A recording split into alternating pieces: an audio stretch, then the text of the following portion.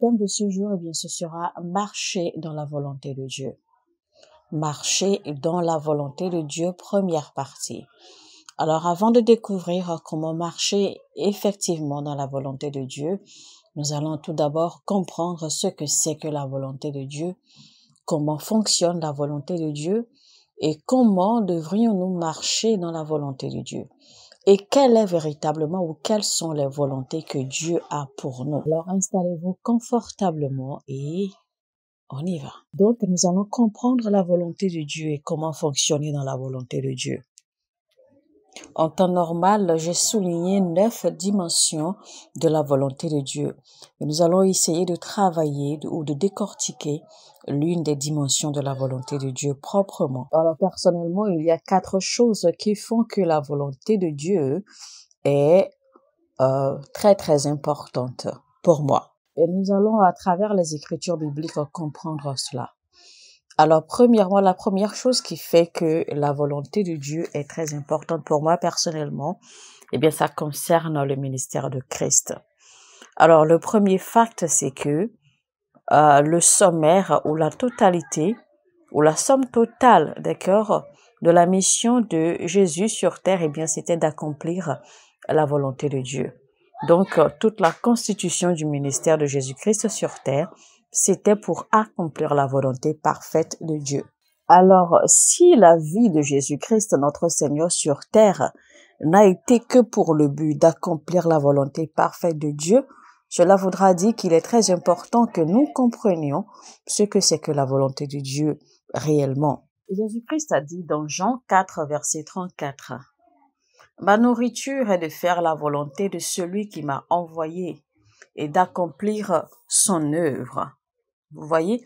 Donc Jésus-Christ lui-même l'a confirmé dans Jean 4, 34 que son but, sa mission sur terre, sa raison de vivre sur terre est d'accomplir la volonté de celui qui l'a envoyé afin d'accomplir son œuvre sur terre. Il dit également dans Hébreux 10, verset 7, « Alors j'ai dit, voici je viens, dans le rouleau du livre, il est question de moi pour faire, ô Dieu, ta volonté. » Continue encore en disant dans Jean 6, verset 38, « Car je suis descendu du ciel pour faire non ma volonté, mais la volonté de celui qui m'a envoyé. » Voyez-vous, c'est l'une des raisons pour laquelle la volonté de Dieu fait partie des socles ou est le socle principal de notre vie en tant que chrétien. Alors le deuxième fact ou le deuxième fait qui fait que la volonté de Dieu pour moi est très importante,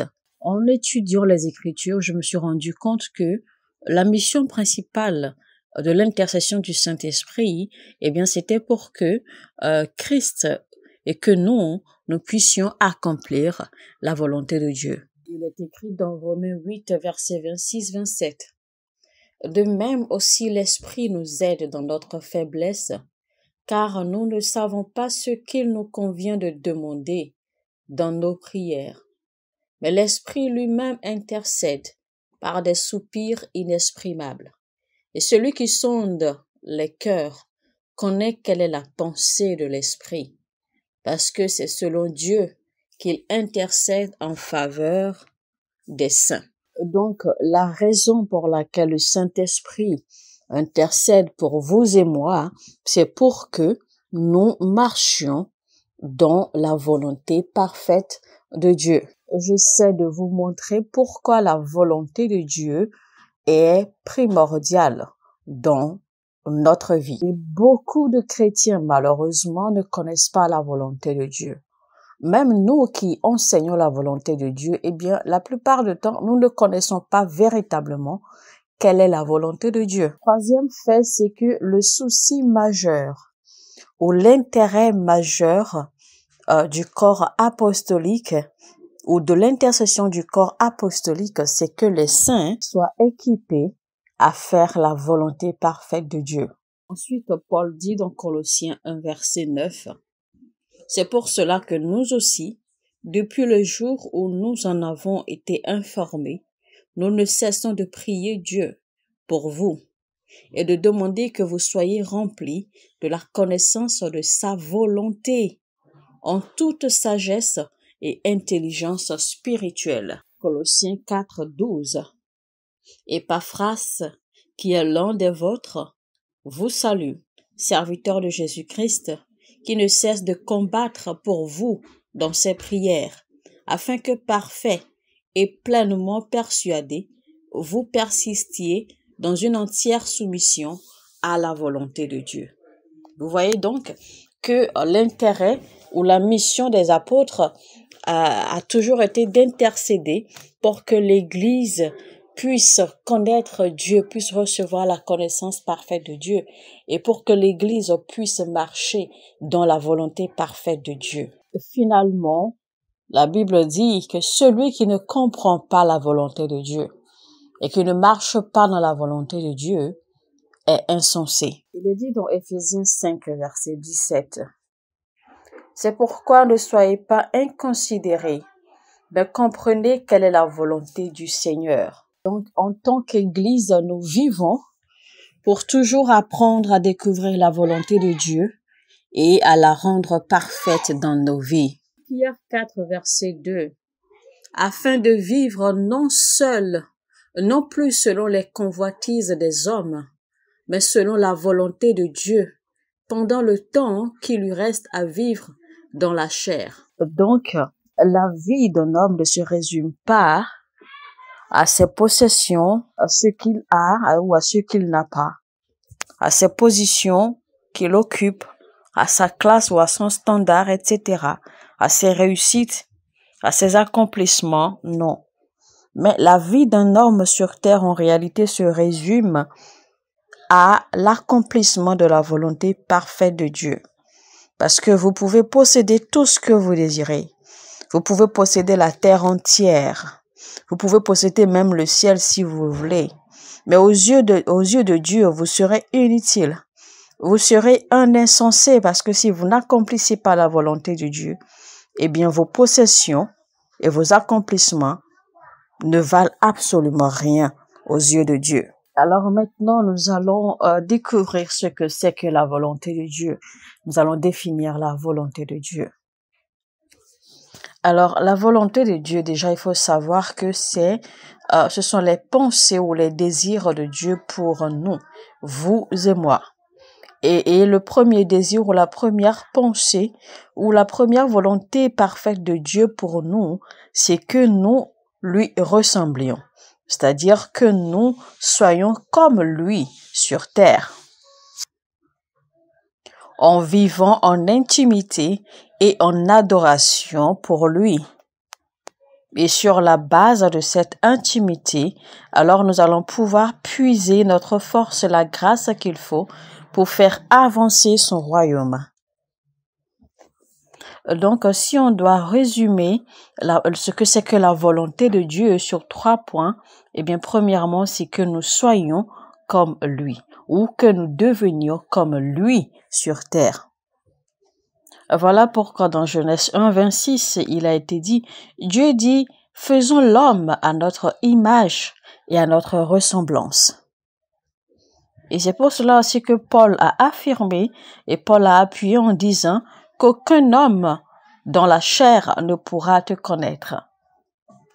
Et voilà donc pourquoi la totalité, d'accord, du ministère du disciple-là, eh bien, c'est que nous marchions et que nous grandissions pour venir à la ressemblance de Dieu en toutes choses. Donc, si tu n'es pas en train d'être transformé pour arriver à la ressemblance de Christ, eh bien, tu n'es pas encore dans la volonté de Dieu. Le deuxième aspect de la volonté de Dieu, c'est que nous ayons une intimité avec lui. Deutéronome 32, verset 9.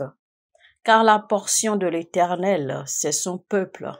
Jacob est la part de son héritage. Donc, notre ressemblance à Dieu, en fait, ici, c'est que quand les gens nous regardent, quand les gens nous voient, il faut qu'ils voient Dieu à travers nous. Il faut qu'ils voient Christ à travers nous. C'est ce que nous appelons en fait ressembler à Dieu ou être comme Dieu sur terre. C'est ce que nous appelons ressembler à Christ. Et ensuite, nous devons développer une intimité en adoration pour lui. est avec lui. Donc, si un homme n'arrive pas à avoir, ou si un homme n'a pas de relation intime et de relation d'adoration avec Dieu, eh bien, ce dernier n'est pas dans la volonté de Dieu. Et si un homme n'a pas la capacité d'exercer ou de manifester l'autorité du royaume partout où il entre, eh bien ce dernier n'est pas dans la volonté de Dieu. C'est donc cela la somme totale de la volonté de Dieu.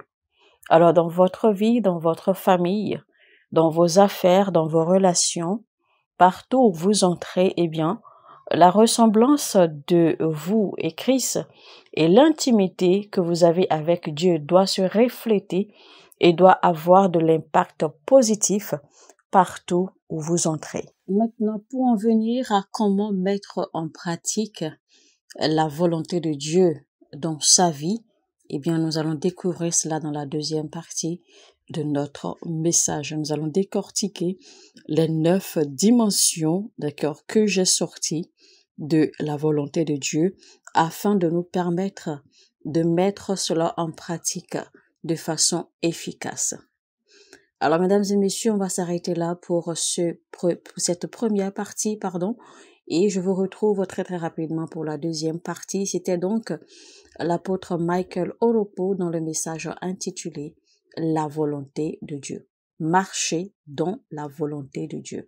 Marcher dans la volonté de Dieu. Sur ce, je vous dis que Dieu vous bénisse. N'oubliez surtout pas de liker, cliquez sur le bouton j'aime et partagez au maximum. Partagez autant que vous pouvez. Abonnez-vous si vous n'êtes pas encore abonné. Une fois abonné, n'oubliez jamais d'activer la cloche de notification. Cliquez sur la cloche que vous voyez et cliquez sur toute notification. Cela vous permet, d'accord, d'activer les notifications chaque fois que nous publions des messages. Vous allez recevoir immédiatement la notification qu'il y a un nouveau message.